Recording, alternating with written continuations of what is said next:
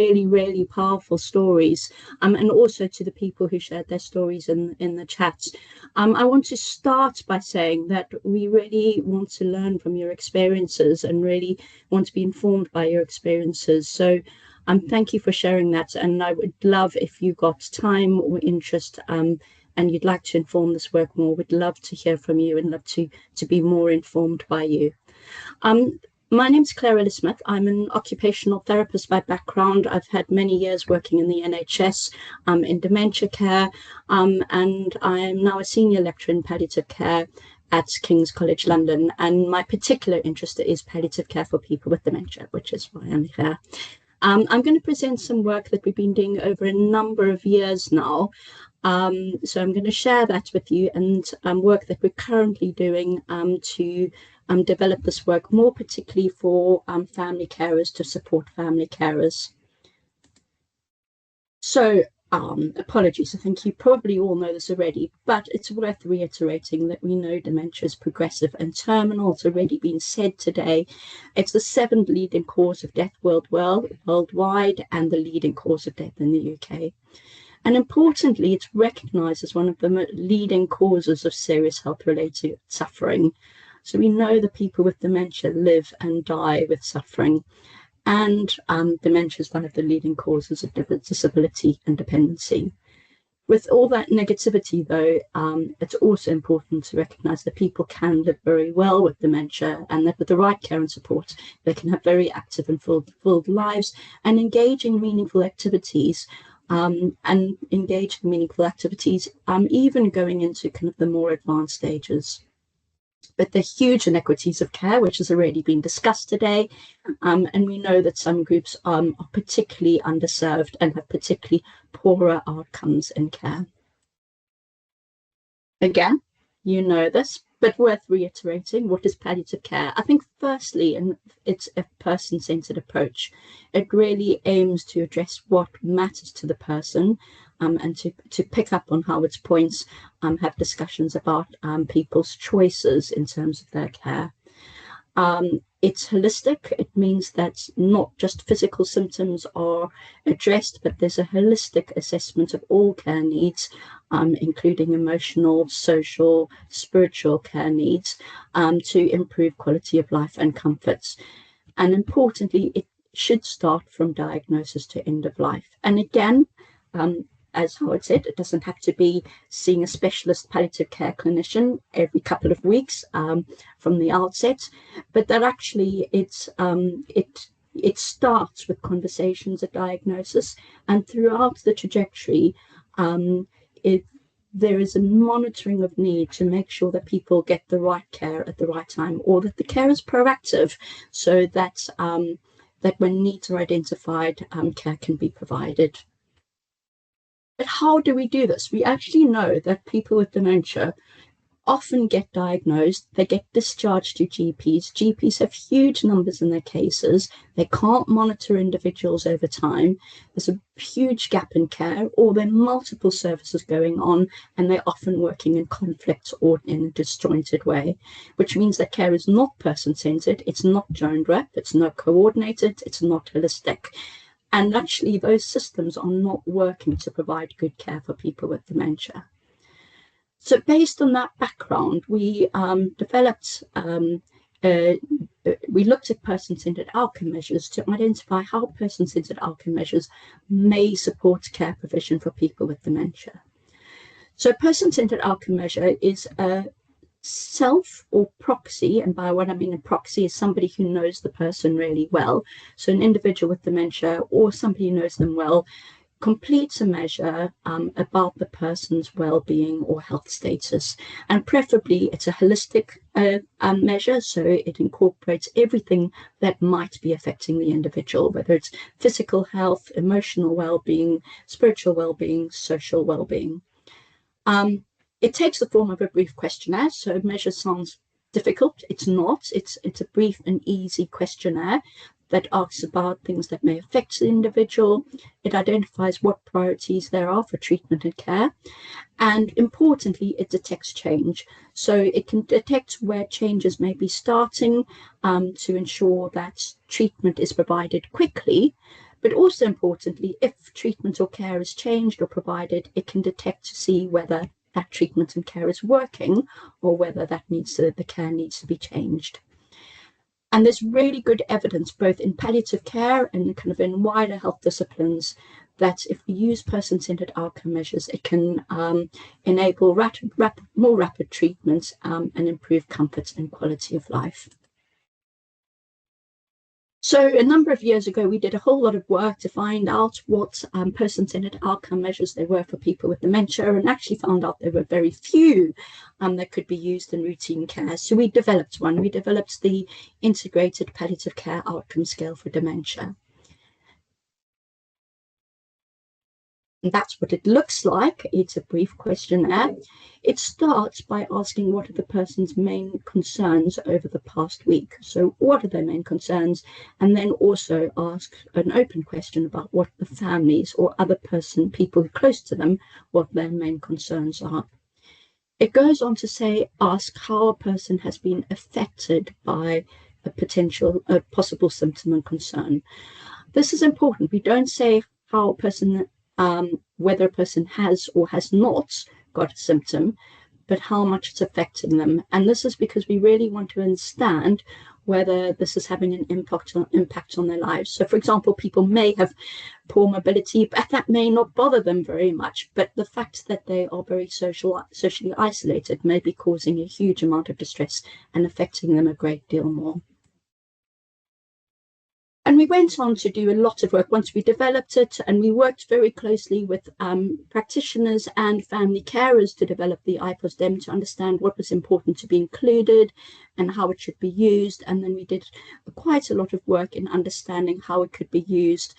And I say we, and our kind of colleagues also did work on this. So a number of people have led work on how the IPOS-DEM can support care for people with dementia across multiple settings. One of the most important things that we discovered is that people with dementia have a lot of symptoms and concerns, and from really early on in the disease. So this is symptoms and concerns experienced. This is just physical symptoms experienced by people with dementia. Most of the people were in the 85 to 94 age group, and they had really mild dementia to really advanced, but actually the most common, and if you look at the bottom right hand graph, the red line is that actually most people had mild dementia. So these were not people who were at end of life by any means. And blue indicates they didn't have any symptoms and concerns. Green means they were slightly affected, yellow was moderately affected, and red overwhelmingly affected. And you can see for nearly all the symptoms, some people were overwhelmingly affected, but a large proportion of people were affected to some degree. These are physical symptoms, but actually when we look at the psychosocial symptoms, it's much more marked. A lot of people are having overwhelmingly affected by things like no longer enjoying activities, lost interest in things that they would enjoy, families feeling very anxious, and people feeling depressed or with low mood. So we thought we'd develop this work a little bit further, and we did a big project a number of years ago to develop the IPOS-DEM further, to have link it to understand how it would work in care, but also to link it to decision support tools, which are really kind of ways to manage some of the symptoms and concerns. So we did a lot of co-design workshops, and here are some of the pictures of the workshops. So the project started in lockdown, so the first workshops were online, but towards the end we were able to do some in-person workshops. And from that, we developed a whole lot of decision support tools to support management of symptoms and concerns that both practitioners who are not experts in either dementia or specialist palliative care, but also family carers could use in supporting care. And you can see down the left-hand side of the slide, these were all the areas that we developed the support tools in. And on the right-hand side, you can see an example of how you might further assess whether somebody is affected by sleep problems, understand what the potential causes might be, and then use best practice and best evidence in terms of managing these. And we also developed it digitally to understand how it might work with color alerts for people who were affected by symptoms and concerns. We then did an evaluation of the IPOS-DEM linked to decision support tools to understand how it might work, and we did this in care homes and in community teams.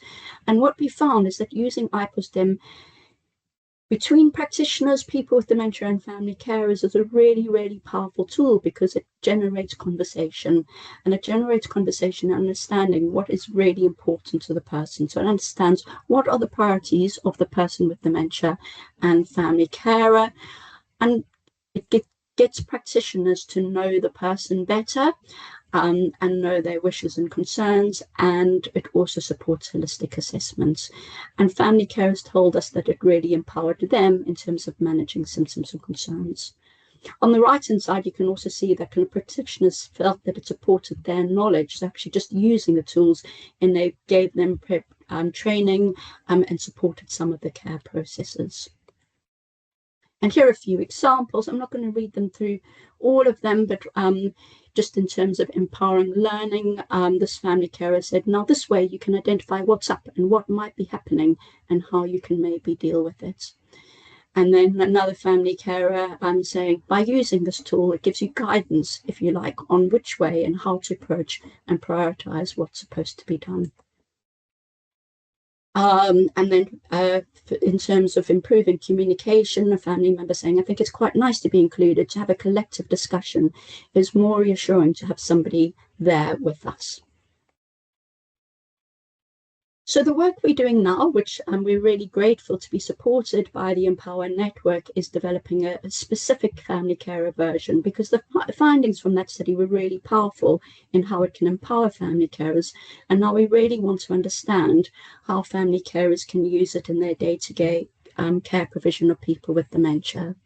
So we've done some interviews with family carers to adapt not the content of the IPOS-DEM, but some of the wording to make it more accessible and acceptable to family carers.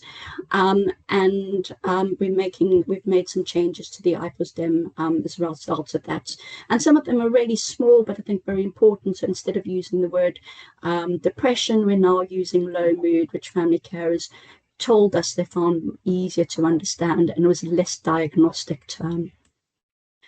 Our next steps starting next week is we're going to be doing co-design workshops with lots of family carers and people with dementia and practitioners to understand more how the IPOS-DEM and those decision support tools can be used in day-to-day care. So it's all very well family carers using it, but who do they take it to? How do they access care? And how can it be used to support care provision, to empower family carers to get the right care at the right time. Just a few final points is that we know the IPOS-DEM supports holistic assessments and improve and identifying individuals' needs and priorities, and that it can improve care and access to care, and it empowers family carers to provide care. And that we're now developing a new family carer version to understand how it can be used in routine care.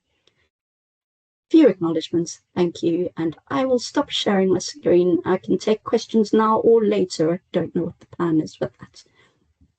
Which is called Palliative Dementia Care from Diagnosis to End of Life. So it's obviously going to be covering some of the things that we've discussed already. There may be a little bit of overlap with Claire's as well, but I think it'll be more reinforcing than replicating. So just to make you aware. Before I start, I'm just going to very quickly thank the funders of this project, which is the Alzheimer's Society. We've got a project collaborator, Health Innovation Network South London, and I also want to just say thank you to all the co-applicants that are listed on the screen there. So to introduce the project, I'm going to first start by introducing the problem that I'm trying to address, and I think it will resonate with a few of you on the call. So we've already discussed today that dementia is the leading cause of death, and I appreciate some of you know firsthand that the quality of end-of-life care can be very variable for people with dementia. What you may not know is that 83% of people with dementia will attend the emergency department, or the ED, in the last year of life. And we also know that ED visits can increase with proximity to death. So you can see here that almost 1/4 of all ED visits in the last year of life actually take place in the final month. And as a result, people with dementia can spend a lot of time in hospital. In fact, my colleague found that people with dementia can spend 20% of their last 6 months of life in hospital. Certainly not where I would want to be, and I know for a lot of you here, it's not where you'd want to be or where you would want your loved ones to be. And generally speaking, it's what I've heard from people living with dementia as well. Just to give an example here, someone with dementia explained that hospital isn't any place for someone with dementia. We need to be in our own environment. Because you go in the hospital, you don't come out at the same level as you were when you went in. I've seen it with so many of my friends. Just the noise, the lack of routine, lack of knowledge, lack of understanding makes it just an alien environment. And of course, we already know, as we've discussed already, that this doesn't affect everyone in the same way. So you can see from this figure, which was taken from research done from a review of the evidence, that people who are from minoritized ethnic communities or who have lower socioeconomic position, for example, are more likely to attend the emergency department towards the end of life. But if you look at the top of the figure, you can see that people who receive palliative care are less likely to attend the ED. But to echo Howard's sentiments, palliative care doesn't need to be limited to the end of life. And again, just to reiterate what Claire said earlier, palliative care is active, person-centred care, aiming to improve quality of life for people with life-limiting conditions and their families by alleviating distressing symptoms and concerns. Now, it's estimated that around 40% of people with dementia at any stage would benefit from palliative care, and it's recommended in NICE guidance from the point of diagnosis. But as we've discussed already, palliative care needs are not often well recognised in practice. And this is problematic, as this graph shows, because we're expecting a 46% increase in the number of people living with dementia with palliative care need by 2040. And this is a conservative estimate. At most, we could see 147% increase in the number of people living with dementia with palliative care need. And that's a lot of people who are going to be presenting to services in the next 20 years. So that's why we feel we need to start looking now for ways to routinely and proactively identify and manage palliative care need among people with dementia. But how do we do this? Well, this is where the project comes in. So this is a 4-year project, and it aims to co-design and evaluate the implementation, so the routine use of IPOS-DEM in primary care. Now, I don't need to go into too much detail about IPOS-DEM because obviously Claire's taken you through this already, but just to reiterate that it is a standardised questionnaire that holistically assesses how an individual is affected by symptoms and concerns, and it allows us to monitor these over time to facilitate more proactive management and to observe responses to care. And because it focuses on the issues that matter most to the individuals, it supports best practice in delivering person-centred care. Now, it has several advantages, and Claire's gone through many of these already. So the one that I really want to highlight is the one at the bottom of the screen there, the fact that it can be used by anyone. It can be used by the person with dementia, with family members, or any practitioner. And that's important to flag because it means that it doesn't fall to one clinician to complete, but as a standardised assessment, it means that we can still maintain some continuity of care across the multidisciplinary team and still involve the person with dementia and their family. Now, as Claire mentioned, it was developed in the care home setting and it's been implemented in care homes and community palliative care teams as part of the Embed Care programme that Claire mentioned earlier. And it's currently being implemented in domiciliary care or social home care as part of the ongoing PALDEM home care project. But I'm really interested to implement IPOS-DEM in primary care because, as a lot of you know, this is where routine dementia care is delivered for a lot of people with dementia. They often don't have follow-up with anybody else. So this is what I'd like to do, and there are 3 parts to this project, and I'll quickly go through each one. So the first part is implementation planning, and this involves looking into what might influence how well IPOS-DEM is used in practice, what routine use actually looks like, and to co-design a plan to make this happen. And this is going to involve a review of existing evidence and a series of workshops with primary care practitioners and people with experience of dementia, whether they be living with dementia or family care partner being involved in somebody's care with dementia. And this will be to develop a draft blueprint of how IPOSDEM can be routinely used in primary care. And then I'll use this information to inform the second part of the project, which is all about implementation and evaluation. So this involves a 12-week trial of IPOSDEM being used in practice, as well as mapping local services to support its use, to give some of that information and find some of that local support that's available, which could be needed for the person with dementia, but also the family, very much like as Brenda and Priscilla was talking about earlier. And I'll use questionnaires and interviews to get feedback from people with dementia, family carers and practitioners who've used the IPOSDEM to get their experiences of what it was like. And this will then allow me to refine and finalise the blueprint for wider use for IPOSDEM across primary care. And then the third part of the project is community engagement and impact. And this involves targeted engagement activities and monitoring the reach and impact of those activities. And the idea really is to help increase the likelihood of this project making a difference.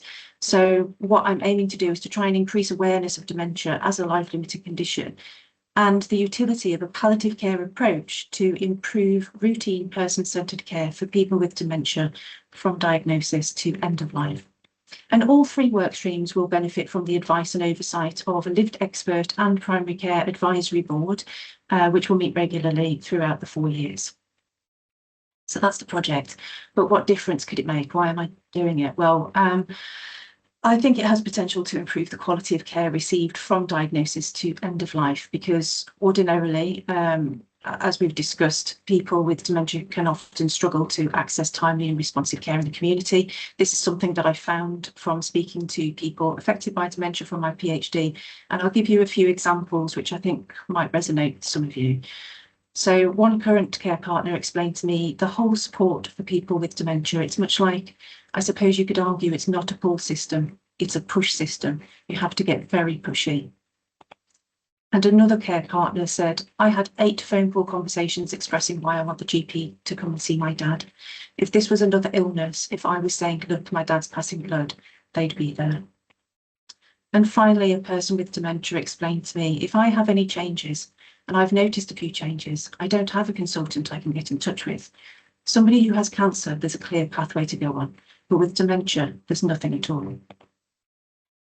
And these sentiments were echoed in a lived expert engagement workshop that I ran last year, where the current state of dementia care was described as isolating, a postcode lottery that was mostly focused on medication and was falling short on support. Whereas what people actually wanted was more integrated care with a clear roadmap and regular check-ins that facilitate continuity of care. And I think routine use of IPOSDEM in primary care could help with this. It has potential to standardise person-centred care, irrespective of postcode. It also has potential to offer proactive holistic assessment and care and not just focus on medication. It also could support continuity of care because we're using the same assessment method across different teams and across time. And it may reduce the need for people with dementia to have that social, economic and cultural capital to push against the system, to push against those barriers. And it may in fact help to pull people into the system. So it has potential to improve equity of care as well. But I think it has potential to improve the quality of end-of-life care also, because the work that I did for my PhD, which I referenced earlier, which was about the emergency department, that work led me to conclude that to improve end-of-life care for people with dementia, we must start earlier in the trajectory from the point of diagnosis with needs-based care, not care that's based on crises or prognosis, because we know that that's clinically challenging anyway. So I feel our efforts would be better spent responding to care needs as or even before they arise, whether that be at diagnosis, end of life, or anywhere in between. And knowing that the system is so overstretched, it's underfunded and understaffed, this research will allow us to find a way to work within these realities to plan and evaluate how best we can embed IPOSDEM into routine practice so people with dementia don't have to bear the brunt of these system constraints. But I can't do this on my own. Obviously, drawing on the kind of essence of this group, really, to make a real change, we need a coalition or a united front of researchers, lived experts, community groups, practitioners, policymakers, and the public to come together to drive action towards better palliative dementia care. And that's why part of this project is dedicated to community engagement and impact. And it's why I'm sharing details about this project today, even though it's only just started, because I'd like you to invite you to get involved as well in any way that suits you. And I'm aware that there are different people on the call with different backgrounds and experiences. So I'm keeping this call open. But if you're interested in supporting the call for palliative dementia care from diagnosis to end of life, please do feel free to get in touch with me. I can keep you updated on the project and keep you updated on different opportunities to be involved. So here's my email that you can reach me on, and I'll pop it in the chat as well. And it just leaves me to thank you all very much.